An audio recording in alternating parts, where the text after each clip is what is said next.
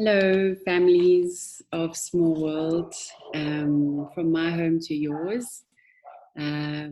Sure, how are you all doing?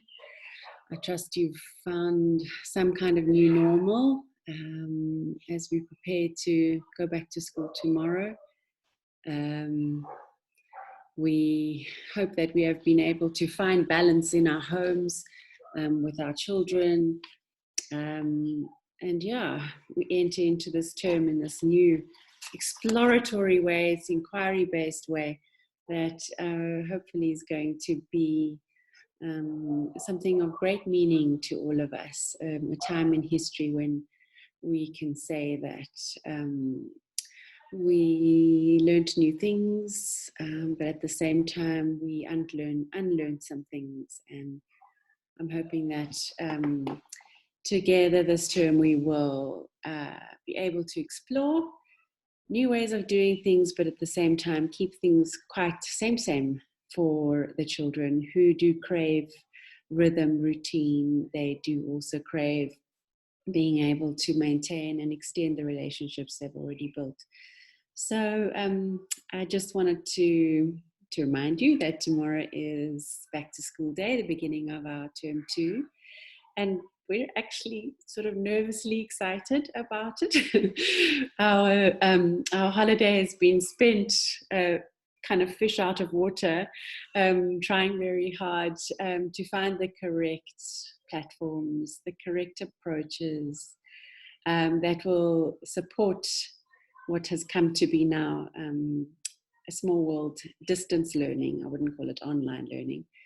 Distance learning, and how to maintain relationships in a sense of the juiciness of learning together, but at the same time not overwhelming you as parents, and actually trying to be of support in this time. And so we're excited, and like I say, also a little bit nervous, like Zoom, what even is that, to offer to you this week, starting tomorrow, some of the things that we've discovered, some of the things that we've thought about, and we hope that you will enjoy and join us on this inquiry about small world distance learning. So some of the things, the children always at Small World, they say something, they say same but different, and they seem to like this thing of it's similar, it's the same, but then it extends and it takes it one step further, same but different. And in putting together the plans for Small World distance learning, there are many things that we wanted to keep the same. So you can see many schools around the world, even in Johannesburg, have just gone straight online. Whatever they were doing in books, they're now doing on computers. This has caused a lot of stress inside families as they all of a sudden are thrown into, now all of a sudden working parents are homeschoolers. And this is something that we really, we wouldn't do it in the first place. So why would we do it now? Children absolutely learn through play. And we also know we know that children also learn through relationship and through the social co-construction of knowledge. So these are some core values that we would keep in mind as a small world school. So we also know that things are not the same. So there's things that are different, and we also acknowledge that families are under tremendous pressure. There's limited time. Perhaps families are working from home. Perhaps limited resources. And limited energy, even as everybody stretches to find balance. So we try to take all of this into account, and let me show you what some of the things that we have and discovered and tested out over the last week. We've been testing out with some people, with each other, with our own children, and with some of the classes. And let's see. Let me show you. I'm going to see in a minute how I can share screen on Google. But it's very important before we start that you know that we wanted to find platforms that were asynchronous. So this is a new term that we discovered, but asynchronous means that families can dip into and dip out of the provocations, the kind of things that we have put together, activities, whatever, at their own time. So if you, as like me, we find we're going to sleep much later and waking up much later, not your usual 5:30. We want this to be able to work with your new normal, your new rhythm. So for that reason, we have found something called Google Classroom. And it's a very easy to use platform, and it allows us to be able to access to post provocations, things that are inquiry based, things that are play based, but that families don't have the ping ping ping of a WhatsApp message every morning from 8 o'clock, as some children get going in some households and some don't. So that was very important to us. It was also very important to us that that this is voluntary, that there's no catching up or anything that children need to do at this time. The grade R's is a little bit different, but at the same, but Emma's got that covered. But at the same time, that we hope that the kind of provocations are meaningful and actually enhance this time, enhance this moment in history that can document it, that can help children to process the enormity of what's happened in their lives through the 100 languages, through art and music and dance and drama, and just how they normally would, through the languages of science and technology, etc. So we do want you to know that this is completely voluntary and is definitely not meant as an extra stress. For this reason, we have designed what we're going to do together on Google Classroom very much as, so in the beginning I said not online learning. This is not children sitting in front of computers and learning something that they could be, learning in their bedrooms or together with a sibling, or while they cook a meal together with you. Quite the contrary. So we would like to ask, and we have already asked that in a survey to parents, to you as parents, if it is possible that you can commit half an hour to an hour a day to spend time with your children. We might want to call this homeschooling. I don't know, but this time will be spent in you perhaps opening up the Google Classroom class app and then reading or helping the child to negotiate the technology around what the provocation of the day is. We've asked, our teachers will actually be videoing that, not only text. So for families who just want to plonk their child in front of a computer and have the teacher explain or share or provoke what is happening in that day, so that we thought that would also be really great, so that parents wouldn't have to sit there, read through the whole text and that, so that children could watch what the class is going to be doing that day, and then get stuck in with a range of materials that we asked you to gather before lockdown. The materials that we are using are going to be very open-ended, found in any home, and certainly if paint or anything like that runs out, we have got recipes for you to perhaps make other paint. But it's not like grab this 2B pencil, it's grab something that makes a mark, or any kind of paper, so that materials are not limiting.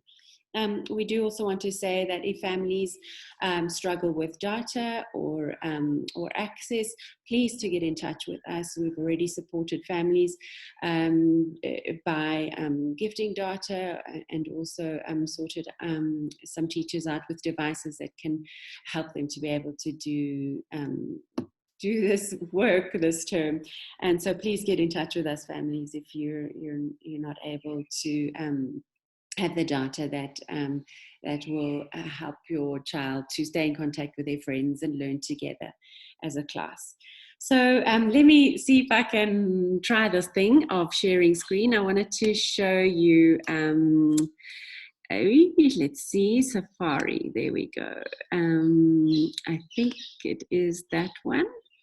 So let's see if this is going to help us. Oh dear, I think I've chosen the wrong one. Sorry about that. So let me try again. Zoom screen share, and we're going to go to this. As part of the supporting parents during this time, we are going to be offering, I'm going to be offering our Regio at Home course free to all parents who would like it, and in sort of bite sizes starting towards the end of this week. And this will help you just in bite sizes to explore your role in children's play, should you want to play alongside children. If not, that's also absolutely fine. And using open-ended materials, some tips on documenting, etc. So that's one of the things we also want to do, and also to share how to set up a little gallery. It could be a windowsill, just where children can keep a hold of their artworks. I'll show you mine.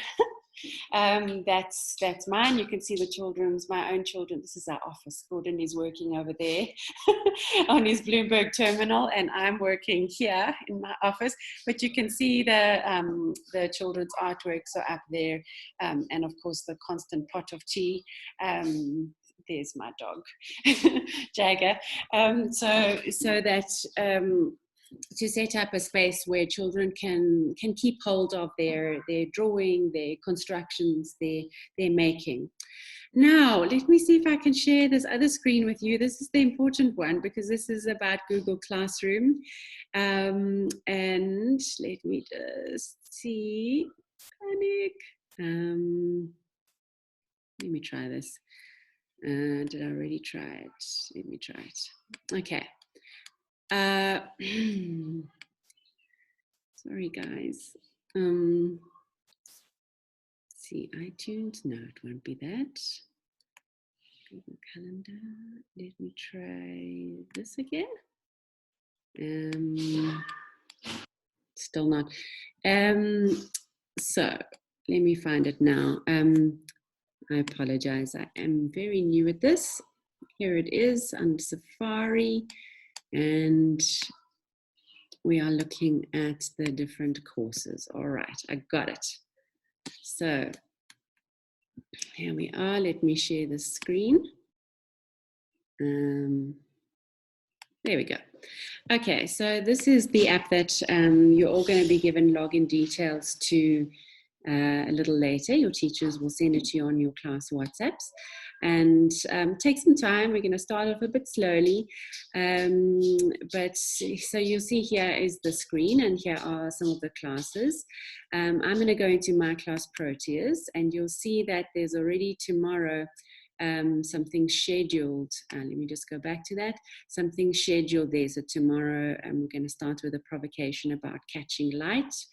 And then there's a provocation from Tess, the art artillerista, about drawing a family portrait. Of course, the children have the enormous privilege of seeing you all day, every day, and really being able to study you in detail as you sit there in your pajamas doing your work. So a lovely chance for the children just to get busy while you're also busy, you know. I think the children are very used to being self-directed in their play. So, you know, we provoke, we offer some materials, we offer some ideas, some direction, and they get busy with taking that in the direction they choose. So don't be afraid of now all of a sudden having to be, you know, homeschool mama. And then there's another provocation there, the day in the life. So let's just go into Proteus class. You'll see right at the top here, you've got the stream.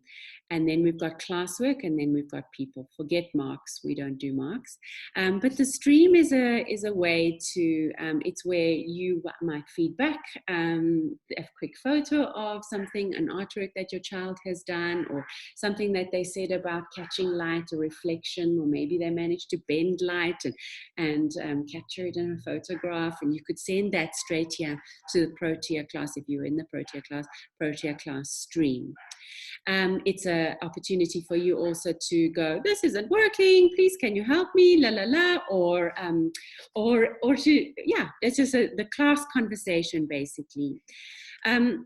And if you go across here to classwork, you're going to come up with all the provocations that have been set by the teachers for this class, plus the 4 artilleristas. So that's Jared doing STEM, that's Mary doing permaculture. Yes, she's going to teach us all how to grow our own food during this time. So that'll be a lovely community inquiry. You'll see provocations from the theatre larista, Kelebogile, as we do music and movement and dance and drama during this time, and then the art artillerista as well. So we've chosen certain projects, and you'll see that they are in bold here.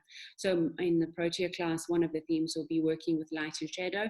Of course, light and shadow is free, so we have to be quite innovative about what materials we use. There's tomorrow's provocation called light catches. Another one is, for example, shadow drawing. Let me show you what one of these might look like. So we can go to shadow drawing. There'll be a text write-up of what we would like to ask the children to do. What objects can you find that make interesting shadows? When you move the object to another side of the paper, how does that shadow change shape? What kinds of papers would you like to use to trace the shadows? And then just pictures. So for example, pictures as stimulus material for the children to have a look at, and then to create their own. As an example. Many of these provocations, the teachers will also be doing themselves. We're not just forwarding stuff we found, we're not at all forwarding stuff we found on Pinterest. We've never done that before, we never will be doing that.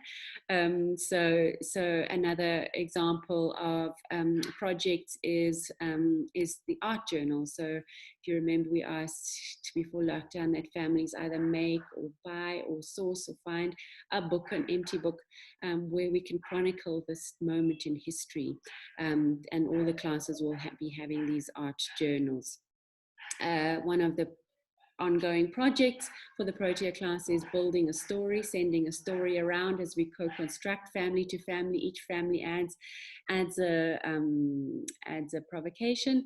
And then, of course, at the end of every single day, there will be a story time where you can plonk your child in front of a computer, and your child's actual teacher, not a YouTube teacher, an actual teacher, will read your child a relevant story relevant to the inquiry of the day.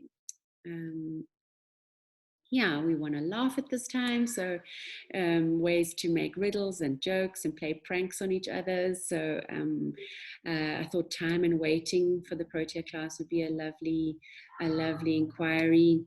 And these are just, so we want to focus on home and life, and yes, that is the child's new teacher. So we'd like to make your homes, the children, to really explore their home.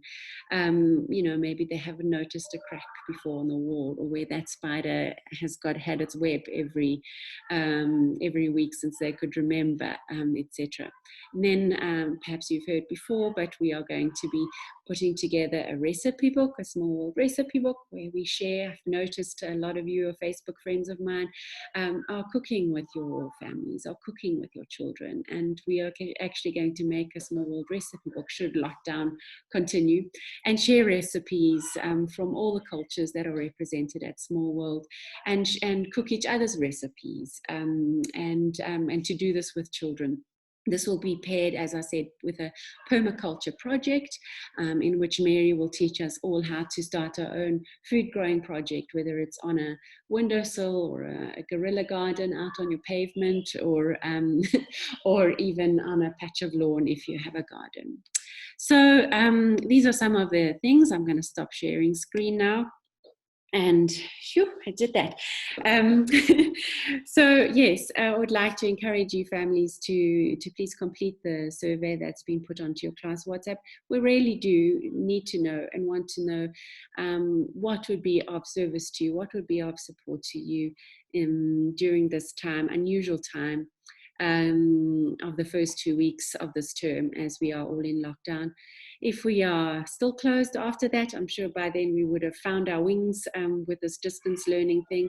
And actually, I think we're actually doing something pretty one of a kind. I haven't seen any other schools doing this inquiry-based, project-based learning using the current events of the time as the inquiry. So we are craving your feedback. We are craving your support, and I hope that we can put together something that is quite magical and special at this time. So thank you for listening. Your teachers will follow this message up with some details about how to access Google Classroom. And please, if you don't mind, just filling out that survey so we can get an understanding of your own capacities as parents. And with lots of love from my very noisy, often messy home to yours. We miss you very, very much. And to be honest, I don't know how we're going to do this without seeing the children in real flesh and blood. But this is the time. It calls for great innovation. It calls for workarounds. It calls for hacking the system. And as a school, we're pretty used to doing that. So sending you guys lots and lots of love, and stay safe, be warm and cozy, and we'll see you soon.